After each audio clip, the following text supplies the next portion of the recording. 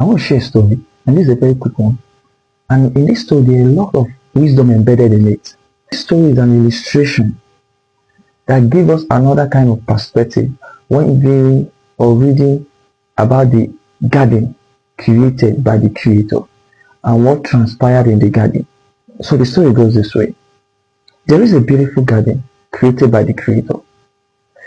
This land flowing milk and honey, housing so many precious resources that even today we make research know some of them and their uses. Everything in this garden was working in its own timing, pattern, precepts, and laws. Everything in this garden was working according to their purpose. And the Creator saw that everything he made was good, perfect. Then out of him he called out a seed, planted it in the soil. This seed, I'll be using a tree as an illustration. Now he called out a seed, planted it in the soil.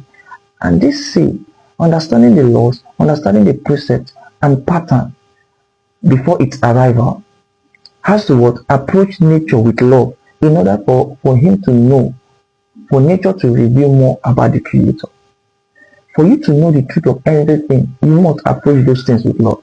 This seed begins to germinate, drawing out his source from the earth, which is full of resources. This tree germinated to be a mighty tree with strong roots, beautiful fruits, wonderful many branches, and beautiful leaves. This tree grew to be a mighty tree that even the branches and the leaves became a shade to this entire garden. Now they lack nothing, because why? The branches are in unity with the vine, and the vine connected to the root, which supply every source, every resources they need, and every information. Everything they need comes from the root.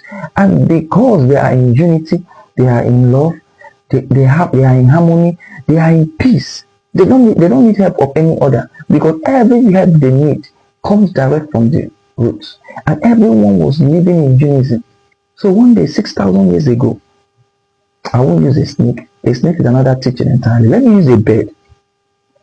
6,000 years ago, a white bird flew from afar, spotted this mighty tree, having its branch, having its leaf, becoming a shade to this entire sweet garden.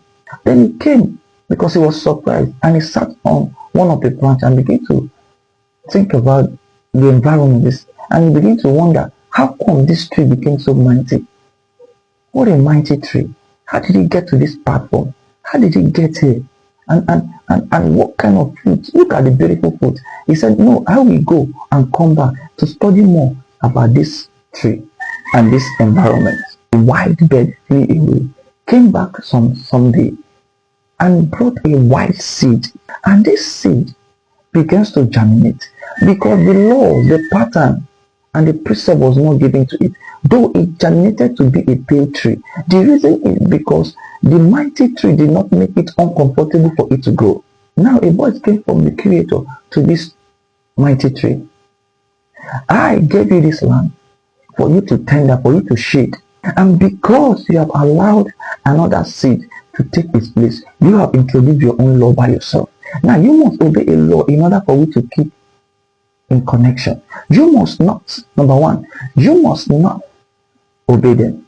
You must not intertwine. For the day you intertwine or obey them, that day you will lose your connection. Some of your fruit will be taken as slaves, and you will lose your mighty leaves.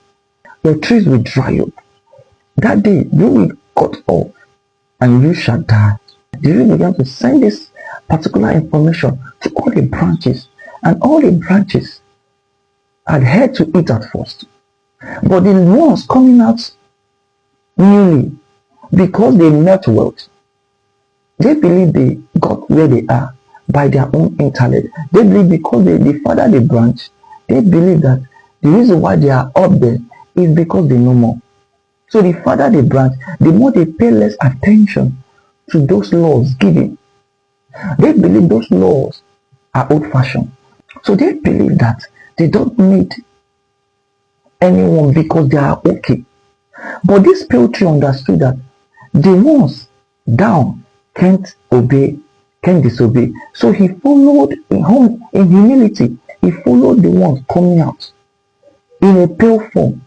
This new branch one day decided to intertwine with this pale tree. And when that happened, through the pores and the pathways of the mighty tree, the pale tree was able to suck nutrients to its own very branch, to its own tree. So this continued for a long time. Now a voice came from the Creator again to the roots. Because you have intertwined, now they know your secrets, your patterns, and your law. Because through the pathways and through the pores, they're able to suck nutrients to their own very own. Now they are getting fatter and nourished as you. Now through the pores and the pathway, they are getting all the information, all the secrets that makes you who you are.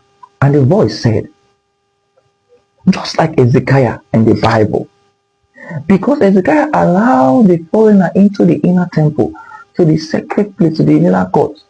And what did the voice say? The voice said, as they have seen, they will come back to sweep you through, take all they see. They will take you as slaves. They will destroy you because you allowed them into your sacred place. That was what the voice told this truth of the mighty tree. This pale tree, this once pale tree that is mighty as the first now, went to themselves and said, now that we are nourished, it is time to take over. We cannot continue to depend on these people. Let us destroy them so that we can take over by ourselves. Their first plot was, let us send what we call deceit, lies, beguile into their peaceful home, into their unity. Let us destroy their unity, because in disunity, in divide we conquer. When they are in disunity, we win. And what was the first thing? They came to one of the branch and told the branch that, see, the other branch is making jest of you, that he has more fruit, he has more leaves than you, he grows more fatter than you. They went to the other branch and told it, see, this branch is cutting your supply. It's cutting your supply that comes through the roots, through the vine to you. And that is why he is bragging that he has more leaves, he has more fruit than you. After inciting so much deceit, so much lies, these two branches went to war. And you know, after a conquest, one must be weak and one must be strong. They went to the stronger one and told the strong one, sell to us this weak one. So this one day he reinforced to fight you back when you are not ready. And the stronger one said their idea is good. So they sold their brothers, the weaker ones, to them. They begin to incite fears, begin to incite deceit among branches. Now all these branches begin to go to war, destroying one another in what they just heard. They did not seek to understand where is this truth coming from. We were not like this till this poetry came in. Then how can this poetry cause a discord between both of us? So they want to test their power that they have, their echo. So they are rubbing it on each other, destroying themselves. The mighty tree is now producing a little fruit, not plenty anymore, because chaos, violence has stepped in. Then this white tree went into himself again and said, we cannot utterly conquer them because these people are spiritual. Because there is a deep spiritual connection between them and their roots. These people are spiritual. Their songs are spiritual. Their languages are spiritual. Their chants are spiritual. Them too, they are spiritual themselves. Anytime they cry in one accord, even the universe will respond. So let us find a way to cut them out from their roots. Let us introduce a new pattern of worship that will lure them away from their roots, telling them that will lure them away and cut them off their roots, telling them going back to your roots is evil. Going back to your roots is evil. Let us teach them a new pattern of worship that will drive the right spirit that has been in harmony with them. Let us manipulate their books. Let us manipulate their language. Let us give them a new name so that they will reject everything that comes too natural from their own side, seeing it as secondary. So let us shift their thoughts, telling them Christ is above. Christ is coming from above. Not knowing that they themselves carry this Christ consciousness in them. Let us tell them that heaven is their own. They are just a passerby, so that they will pay less attention to the abundance and to the riches that are embedded, that the Creator has embedded in their soil. Let us tell them that their riches is in heaven. That when they obey this new introduced pattern, that when they die, their riches is in heaven. So that when they focus, when they pay less attention to the material things around them, we will come and what? Pay close attention to them. Let's tell them this world is not their own, they are just a passerby. So that they will not feel or fight back when we come to steal. Let us tell them that when your belongings are taken, give more. Let us tell them to pray for their oppressors. Let us manipulate their books so that when they read their books, they see us as superior. In that alone, they have what? Make their spirit a secondary. Let us manipulate everything about them so that, because if these people come together in one accord to cry out to those who are oppressing them, who are suppressing them, even the nature itself will react. So we must keep them in disunity. We must make sure that we introduce a new pattern of religion, a new pattern of way of worship that is not in accordance with how it used to be before.